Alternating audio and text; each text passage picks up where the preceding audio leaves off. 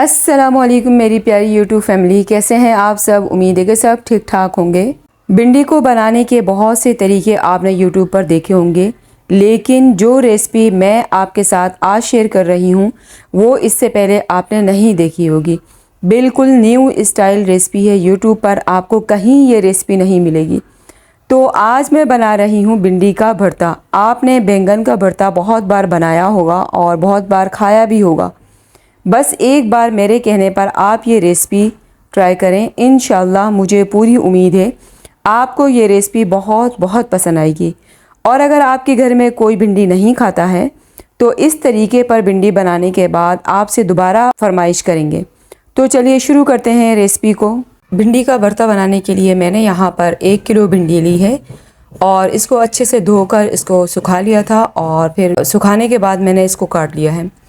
उसके बाद हम यहाँ पर हैंड चॉपर लेंगे और उसमें हम भिंडी को थोड़ा थोड़ा करके डालेंगे और जैसे आप वीडियो में देख रहे हैं हम इसको चॉप करेंगे।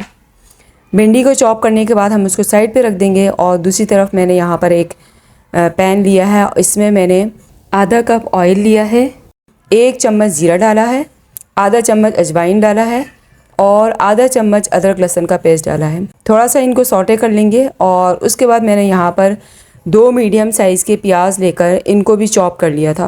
प्याज को हमने सिर्फ नरम करना है, इनको कोई कलर नहीं देना है। उसके बाद यहाँ पे मैंने 2 मीडियम साइज़ के टमाटर चॉप करके वो भी इसमें शामिल कर लिए हैं।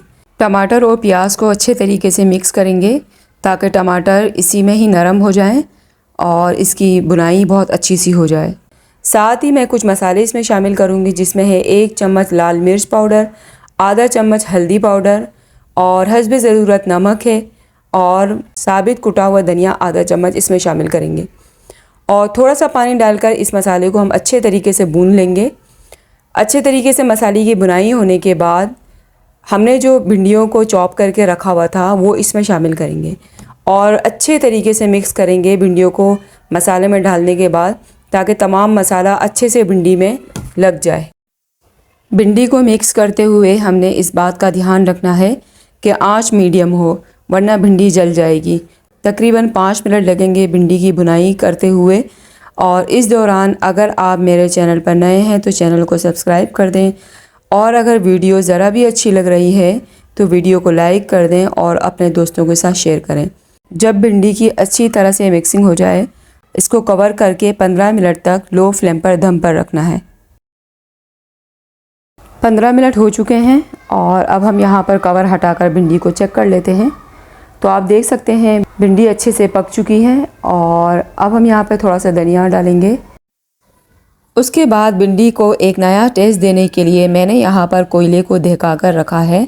इसको किसी कटोरी में रखकर हम भिंडी के दरमियान में रखेंगे और गरम कोयले के ऊपर 2 से 3 कतरे हम देसी घी के डालेंगे और उसके बाद इसको ढक देंगे तकरीबन 1 मिनट तक, क्योंकि ये सब्ज़ी है और इसको हम ज़्यादा स्टीम नहीं देंगे। तो यहाँ पर 1 मिनट हो चुका है और मैं कोयले को हटा दूँगी। कोयले को हटाने के बाद हम भिंडी को मिक्स करेंगे।